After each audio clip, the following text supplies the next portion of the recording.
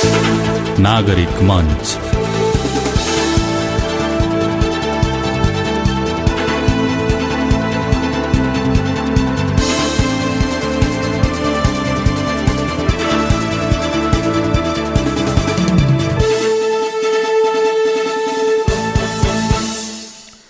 नमस्कार, रेडियो नागरिकको दैनिक प्रस्तुति कार्यक्रम नागरिक मञ्चमा यहाँलाई हार्दिक स्वागत छ।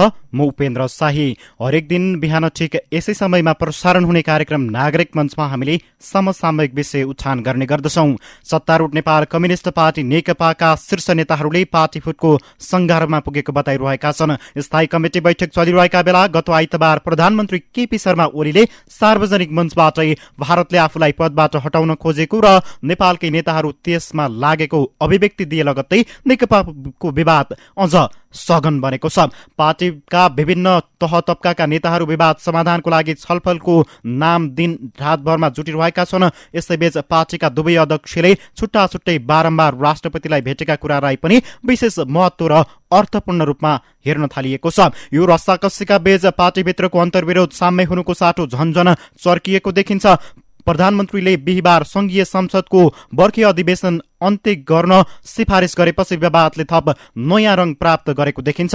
यस्तो अवस्थामा हठात र अप्रत्याशित रूपमा संसदको अधिवेशन अन्त्य गर्न सिफारिस गर्नुको पछाडिका कारणबारे विभिन्न तहबाट टीका टिप्पणी हुन थालेका छन्। यस्तै प्रमुख प्रतिपक्षी कांग्रेस लगायत विपक्षी दलहरूले प्रधानमन्त्रीले संसदमाथि प्रहार गरेको भन्दै संसदको 6औं अधिवेशन अनपेक्षित रूपमा अन्त्य गरिएकोमा आपत्ति जनाइरहेका छन्। अलोकतान्त्रिक र प्रधानमन्त्री केपी शर्मा ओलीको हताशको निर्णयको संज्ञा पनि उनीहरूले दिएका छन्। सरकारको यो निर्णयसँगै महत्वपूर्ण र गम्भीर एमसीसी सम्झौता, नागरिकता र निजामती विधेयक अन्यलमा परेका छन्। आज म विशेष गरी उत्कर्षमा पुगेको नेकपा भित्रको विवादमा केन्द्रित भएर कुराकानी गर्दैछु। राजनीतिको यथार्थ सतहमा गएर भविष्यवाणी र विश्लेषण गर्ने राजनैतिक विश्लेषक डाक्टर सुरेन्द्र केसीसँग उहाँ हाम्रो प्रत्यक्ष टेलिफोन सम्पर्कमा हुनुहुन्छ। डाक्टर केसी, स्वागत छ तपाईलाई कार्यक्रम नागरिक मञ्चमा। ल, धन्यवाद। आज विशेष गरी हामी यो अहिले पछिल्लो समय एकदम तीव्र र उत्कर्षमा पुगेको नेकपा भित्रको विवादको बारेमा कुराकानी गर्दैछौँ। यस्तो कोरोना कहरले पुरै विश्वलाई आक्रान्त बनाइरहेको छ। हामी शताब्दीकै ठूलो कोरोना संकटमा छौं। दिन प्रतिदिन कोरोना संकट गहिरिँदै गइरहेको छ। यही अवस्थामा सरकारको नेतृत्व गरिरहेको पार्टीभित्रको रडाको लागि कसरी निहाल्नु भएको छ यहाँले? यो कसका लागि र यसको केन्द्रमा चाहिँ को छ? यहीँबाट सुरुवात गर्न चाहे मैले। अब यो त लिम्पिया धुराको प्रतिक्रियामा आएको हुनाले यो कसको लागि भन्ने कुरा त प्रष्टै छ। तर अब राजनीति चाहिँ बाह्य भन्दा पनि आन्तरिक तत्त्वले निर्धारण गर्ने हुनाले जो प्रधानमन्त्री हुन पाएन र चाँडो प्रधानमन्त्री हुनु छ तिनीहरूको विषय यो रहेको त प्रष्टै छ। जस्तो नेकपा स्थायी कमिटी बैठकको तेस्रो बैठकमा प्रधानमन्त्री तथा पार्टी अध्यक्ष समेत रहनुभएका ओलीले आफूलाई भारतीय पक्षबाट र आफ्नै पार्टीभित्रबाट नक्सा प्रकाशनपछि हटाउन खोजिएको दिनुभएको त्यो जुन अभिव्यक्ति थियो त्यसलाई चाहिँ एकदम अर्थपूर्ण रूपमा हेरिएको छ। तपाईँले पनि त्यतै इङ्गित गर्न खोज्नु भएको हो? त्यो अर्थपूर्ण होइन, नाङ्गो छ। किनभने नेपालको पत्र पत्रिका मिडियामा भन्दा यो विषयलाई लिएर जद्दोज्याद भारतीय पत्र पत्रिका र मिडियाहरूमा बढी छ्यापछ्याप्ती छ र उनीहरूले त घोषणै गरिसकेको छ कि अब दिनगन्ती सुरु भयो केपी ओलीको। अब अहिले जान्छन् केपी ओली, भरे जान्छन् केपी ओली। भारतका चाहिँ शुभचिन्तक प्रचण्ड प्रधानमन्त्री बन्दैछन् भन्ने कुरा त नेपालमा भन्दा बढी त भारतमै छ। उत्सव जस्तो छ त्यहाँ। अब केपी ओलीले लिएको पोजिसनले मातम जस्तो छाएको थियो त्यहाँ। चीनसँग मिलेर नेपालले भारतमाथि आक्रमण गर्दैछसम्म भनिएका खबरहरूलाई पनि त्यहाँ सुर्खी बनाइयो। ती सबै कुराले के पुष्टि गर्छन् भने यो किन थियो, यसमा को थियो, यसको चाहना के हो र के कारणले यो उत्पन्न भएको भन्ने कुरा त नाङ्गै छ नि। यो कुनै सङ्केतको विषय नै होइन। जस्तो डाक्टर साहब, तपाईँले अब भारतबाट हटाउन प्रत्यक्ष र परोक्ष रूपमा लागिरहेको बताइरहँदाखेरि हाम्रो जुन यो जुन राजनैतिक अहिलेसम्मको जुन चरित्र छ अथवा अहिलेसम्मको राजनीति छ अथवा हाम्रो नेपालको स्वाभिमान स्वाधीनता भनौँ, यति कमजोर छ भारतीय पक्षबाट अथवा अरू देशबाट नेपालको सार्वभौमिकतामाथि खलल पुर्याउन सक्ने अहिलेको अवस्थामा पनि? त्यो त अब हामी देखि नै रहेका छौँ नि। किनभने अब काँकडभित्ताबाट चियापत्ती जान छोडेको 2-3 महिनै भइसक्यो। अब अहिले हाम्रो किसानहरूलाई मल चाहिएको छ। कलकत्ताबाट डाइभर्ट गरेर 800 मेट्रिक टन मल चाहिँ गुजराततिर चाहिँ डाइभर्ट गरिएको भनिएको छ। अब सार्कको अध्यक्ष हामी छौँ, सार्कको सम्मेलन गर्नुपर्ने बिमस्टेक गरिराखेका छौँ। मैले मात्रै देखाएको होइन नि त, यो सबै कुरा त बजारमै छन्। हाम्रो असंलग्न आन्दोलनको विषय के बन्यो, संयुक्त राष्ट्रमा हाम्रो पोजिसन हिजो के थियो, आज के छ, अब भूपरिवेशित राष्ट्रहरूको कुरा कहाँ पुग्यो, कहीँ पनि त हाम्रो पोजिसन देखिएको छैन। यस्तो एउटा पोजिसनहीन हामी किन भयौँ त भन्दा हाम्रो चाहिँ जुन विदेश नीति हो, हाम्रो परराष्ट्र जुन सम्बन्ध हो, हाम्रो जुन कूटनैतिक क्षमता हो, त्यहाँ जुन मोलतोल किनबेचको शैली हामीले अवलम्बन गऱ्यौँ, त्यसपछि त हामी जुन हैसियतमा थियौँ त्यसबाट पछि हटेर गएको र पछि परेको भन्ने कुरा त मलाई लाग्छ कसैले थप प्रश्न पारिरहनै पर्दैन। यो जुन नेकपाभित्रको विवाद छ, पछिल्लो समय आएर प्रधानमन्त्रीले पनि राष्ट्रपतिलाई भेट्ने, त्यस्तै अर्का अध्यक्ष पुष्पकमल दाहालले पनि बेला बेलामा राष्ट्रपति एउटा संस्था जस्तो नभएर व्यक्तिवादी चरित्र देख्न थालिएको कि भन्ने किसिमका टिप्पणी पनि हुन थालेका छन्। तपाईँलाई के लाग्छ, जस्तो यो नेकपाभित्रको जुन किसिमको विवाद अहिले सतहमा छ, यो विवाद उत्पन्न हुनुको कारण अथवा यो सिर्जना चाहिँ कसरी भयो? होइन, यो त जुन पार्टी एकता भनेर यिनीहरूले विगत समयमा गरेका थिए त्यो पार्टी एकता थिएन, स्वार्थहरूको एकता थियो र यो हठात अपारदर्शी र रहस्यपूर्ण छ। यो एकता गर्नु नै व्यर्थ छ। गरिहाले पनि यसले कुनै किसिमको परिणाम दिँदैन, दिइहाले पनि त्यो परिणाम देश र जनताको पक्षमा हुँदैन। यो चक्कर नकाट भन्ने मेरो कुरा थियो। उनीहरू त्यो बाटो हिँडे, अब गलत बाटो हिँडे, गलत परिणाम आउन थाल्यो। गीतामा एउटा भनाइ छ, कसैले पनि गलत काम गर्छ भने त्यसको परिणाम कहिले पनि सही आउँदैन, त्यो सधैँभरि गलतै आइरहेको हुन्छ। अब गलत उनीहरूले काम गरेका थिए, गलत निर्णय आइराखेको छ। मुख्य प्रश्न चाहिँ के भयो भने उनीहरू गलत गर्ने, त्यसको कोपमा निरीह र निमुखा नेपाली जनता परेको कुरालाई कसरी रमिता हेरेर बस्न सकिन्छ भन्नेमा हामीहरू बोल्दा हामीलाई नै यता लागेको उता लागेको भन्न थाले। यो चाहिँ डिबेटको विषय हो। तर यिनीहरूले एउटा गलत गरेको हुनाले परिणाम गलत आएको मात्रै हो। यो कुनै नयाँ कुरा, कुनै ठुलो कुरा लेमेनको लागि चाहिँ यो नयाँ कुरा पनि लागेको थियो, हठात पनि लागेको थियो। तर चक्षु भएका, दृष्टि भएका मानिसहरूले यो एकता नै यो सबै समस्याको जड हो र आज जे आइराखेको छ त्यो गलत एकताको गलत परिणाम हो भन्ने कुरा चाहिँ मैले देख्दा हाम्रो लागि चाहिँ कहिले पनि नयाँ छैन। तर पार्टीभित्रको बहस र पार्टीभित्रका छलफलहरूलाई निहाल्ने हो भने प्रधानमन्त्री ओलीले त्यो स्थायी कमिटी बैठकमा अर्को एउटा दम्भपूर्ण अभिव्यक्ति पनि दिनुभएको थियो, जस्तो आफूलाई कसैले हटाउन लागेको छ भने त्यो नसोचे हुन्छ, कसैले आफूलाई हटाउन नसक्ने प्रतिक्रिया दिनुभएको थियो। यसमा चाहिँ कतिको दम देख्नुहुन्छ तपाईँ? होइन, दम छैन होला, तर केपी ओलीलाई त्यहाँ पुर्याएको हामीले होइन, राजाले टिको लाएर केपी ओलीलाई प्रधानमन्त्री बनाएको होइन, यिनीहरूले नै बनाइदिएको हो। किनभने अढाई वर्षको प्रधानमन्त्रीत्व भनेर पार्टी एकता हुँदाखेरि जो 5 बुँदे गरेका थिए, त्यसको बुँदा नम्बर 4मा आलो पालो समान शक्तिका आधारमा सरकारको नेतृत्व गर्न सकिने भन्ने बुँदा नम्बर 4मा थियो।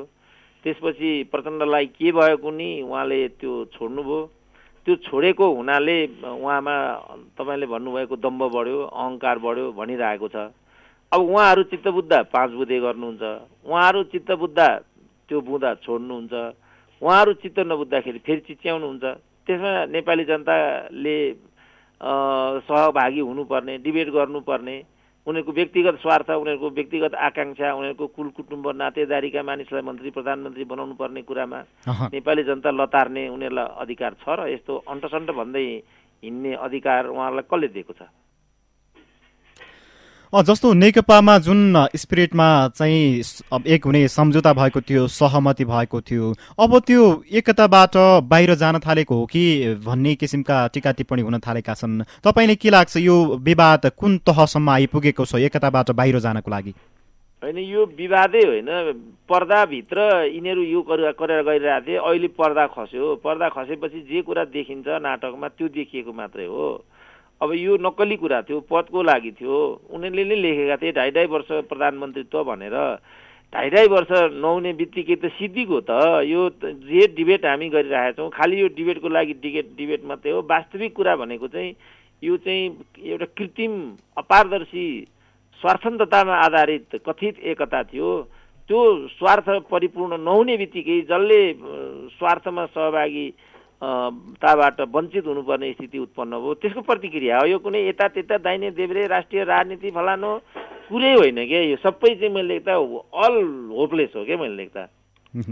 जस्तो दाहाल नेपाल पक्षले चाहिँ ओलीमा व्यक्तिवादी चरित्र हाबी भएको, अहङ्कार र दम्भ देखिएको, पार्टीसँग समन्वय नगरेको होइन, अब विधि अनुसार पार्टी सञ्चालन नगरेको, सरकारी नियुक्ति एकलौटी गरेको र पार्टीको निर्णय नमानेको भन्ने किसिमका आरोपहरू लगाइएको छ। अब यो आरोप आउँदा अथवा यस्तो स्थिति प्रधानमन्त्री ओलीले सिर्जना गर्दाखेरि पार्टीभित्र यो विवाद यहाँसम्म आएको जस्तो लाग्दैन यहाँलाई? होइन, यो सैद्धान्तिक कुरा भयो। हामी घटनाबाट हेरौँ न। अस्ति अध्यादेशको कुरा भयो। अध्यादेशमा तपाईँले जे भन्नुभयो प्रचण्डले यही गरेको भनेर सचिवालयको बैठक बस्यो। सचिवालयको बैठकमा बसिसकेपछि अनि फेरि त्यो कुरा चाहिँ त्यसलाई वैधानिकता दिइएन।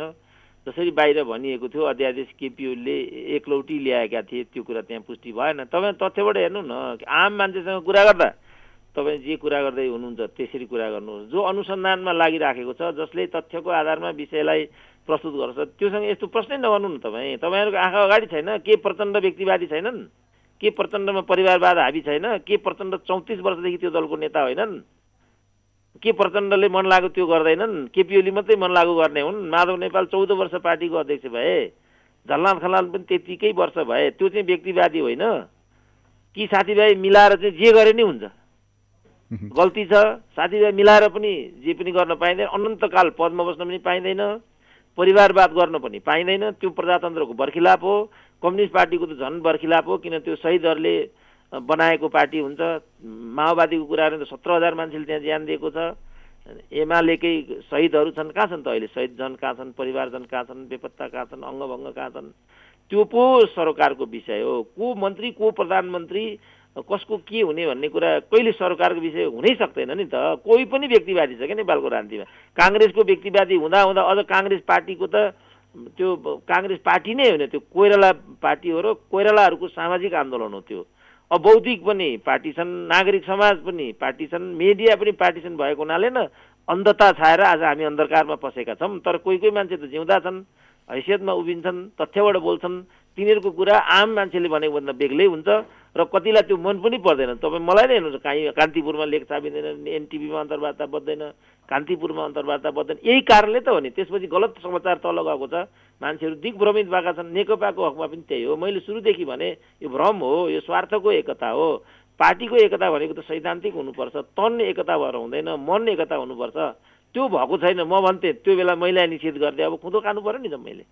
त्यो भएको छ। पार्टीको नेतृत्व तहमा जति पनि नेतागणहरू पुग्नु भएको छ, उहाँहरूमा चाहिँ व्यक्तिवादी चरित्र हाबी भएको यहाँले प्रश्न बताउनु भयो। जस्तो पार्टीको छलफल बैठकका एजेन्डा हेर्दाखेरि एकजनालाई हटाएर अर्कोलाई ल्याउने होइन, अब निश्चित व्यक्ति र गुटको अहमको लागि धेरै यस्ता बैठकहरू बसेका कुराहरू पनि बाहिर आएका छन्। यो विधि पद्धति सिद्धान्त र यो जुन अहमको राजनीति छ, यो विधि पद्धतिलाई नमान्ने अथवा सिद्धान्तलाई अंगीकार नगर्ने जुन किसिमको राजनीतिक चरित्र छ नेपालमा, यसले चाहिँ मुलुकलाई कहाँ पुर्याउँछ? नेपाललाई मुलुक त कहाँ पुर्याउँछ भनेर हामीले प्रतीक्षामा बस्ने समय नै छैन। हामी कहाँ पुगिसकेका छौँ त? अहिले हाम्रो पर क्यापिटा के छ? अहिले हाम्रो मातृ मृत्यु दर के छ? अहिले हामीहरूको विदेशी ऋण के छ? अहिले हाम्रो व्यापार घाटा के छ?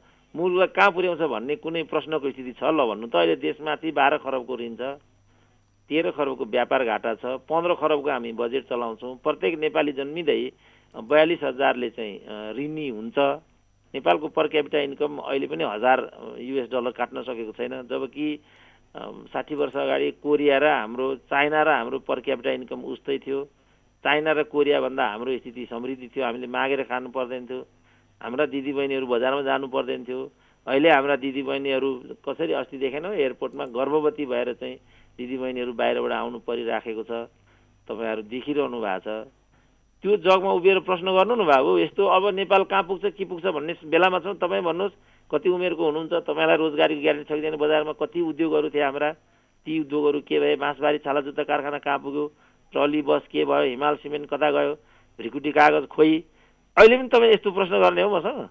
जस्तो डाक्टर साहब ठिक छ, मैले अर्को कुरा जोड्न चाहेँ। जस्तो हामीले 30 वर्षमा व्यवस्था संरचना पात्र त धेरै परिवर्तन गऱ्यौँ, धेरै नै मान्छेहरूको मुख हामीले नेतृत्व तहमा देखिसकेका छौँ, तर अनुभवले देखाएको छ कि प्रवृत्ति परिवर्तन नभई पात्र परिवर्तनले मात्र सुधार सम्भव छैन भन्ने कुरा। अब यो जुन यो अब पनि होइन, अब राजनैतिक दल जस्तो निर्वाचन प्रणाली, संसद र सरकारबारे चाहिँ बहस गर्न हामीले कतिको अपरिहार्य ठान्नुहुन्छ यहाँ? अब चाहिँ कुन सिराबाट अगाडि बढ्नुपर्छ? अब नेपालको राजनीति कुन कतातिर जाने देख्नुहुन्छ यहाँ? अब त वैकल्पिक नि, हामीलाई यो सब विकृति व्यथितिमा मुलुक पुगेको हो भनेर लाग्छ भने, लाग्छ लाग्दैन थाहा छैन, मलाई मात्रै लागेर त हुँदो रहेछ। मैले त 30 वर्षदेखि यो आवाज दिइराखेको छु, मै राजदूत हुन नपाएर बोलिराखेको भन्छन् जुठेहरू बजारमा। यदि हो स्थिति त्यस्तो भनेदेखि अब हामीले वैकल्पिक नेतृत्वको बारेमा सोच्नुपर्छ, किनभने लोकतन्त्रको विकल्पमा सोच्न सकिँदैन। उदारमना व्यवस्थाको विकल्प विश्वले मानेन, अधिनायकवादी व्यवस्थाहरूले दिशा दिन सक्दैनन् भन्ने नै देखियो।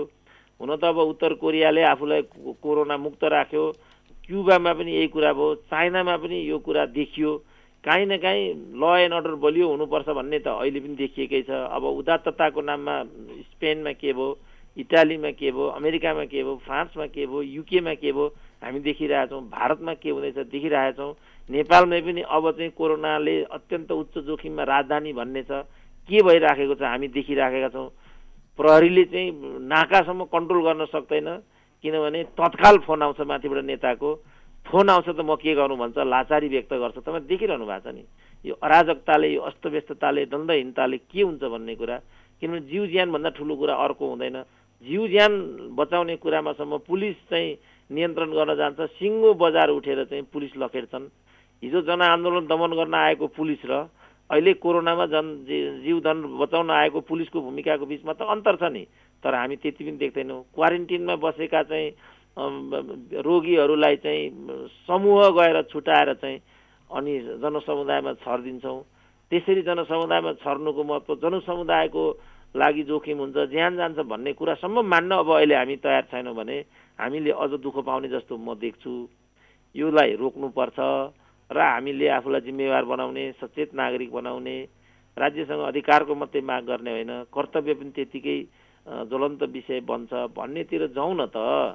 अब यो नेतृत्वबाट त हुँदैन भन्ने मैले बारम्बार भने। अहिले केपी ओलीको शासन स्वेच्छाचारी भयो, फलानु भयो भने, त्यो हो भने उपनिर्वाचन भयो 3 महिना अगाडि, धक्का देऊ न त भाइ एकपल्ट भनेको मान्दैन नि त। अनि ती गएर जनताले भोट हाल्छन् भने, अनि त्यही पात्रलाई छनौट गर्ने अनि बेग्लै प्रवृत्तिको अपेक्षा गर्ने हो भने तपाईँ काजु रोप्नु हुन्छ, अनि त्यहाँ कसरी केरा फल्छ त? तपाईँ काजु रोपेपछि त काजु फल्छ, केरा रोपेपछि पो केरा फल्छ त। अब हामी यस्तो पात्र र प्रवृत्तिलाई मलजल गर्ने अनि राम राज्य खोज्ने हो भने पाइन्छ त भने यो रोक्नु पर्यो, होइन भने हामीले कुशासन खप्नु पर्यो, कुनै पनि विकल्प छैन।